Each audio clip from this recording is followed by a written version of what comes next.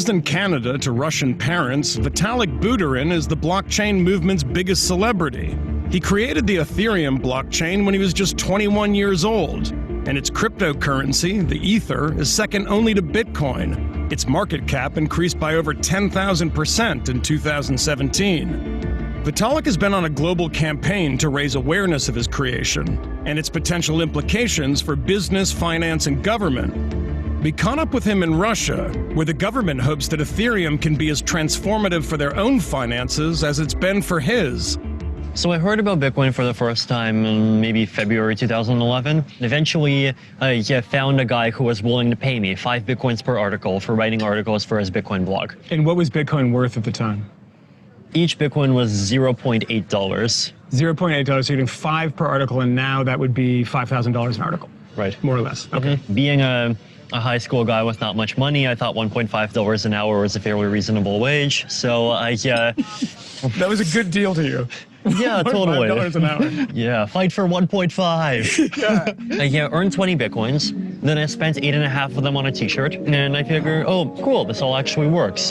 And what really struck out as me was this idea that it actually is still possible for people to come together and create an entire new financial system. And this seemed kind of very empowering to me. Hearing you talk about recreating a financial system, there's something sort of utopian about it, isn't there? Get rid of all the old stuff and create something totally from scratch. No, it wasn't about kind of overthrowing anything. It was more just the idea that before kind of finance and lots of other things seemed like there were all these people way up there that were just doing these things, and without them, there's no way any of this could happen.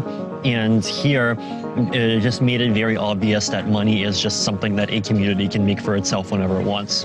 We know what decentralized networks are. I mean, I'm sure you've heard of BitTorrent and all the various file sharing networks, like all the various decentralized messaging systems. There was this group of cypherpunks that thought, okay, you can do all of those things in a decentralized way, but why can't we do decentralized cash? For example, if I have, some song, and I want to send you the song over a decentralized network, I do this, and that's fine. I have the song, you have the song. Money is fundamentally different because money requires some notion of memory. So I have $100 digital. I send you the $100 digital.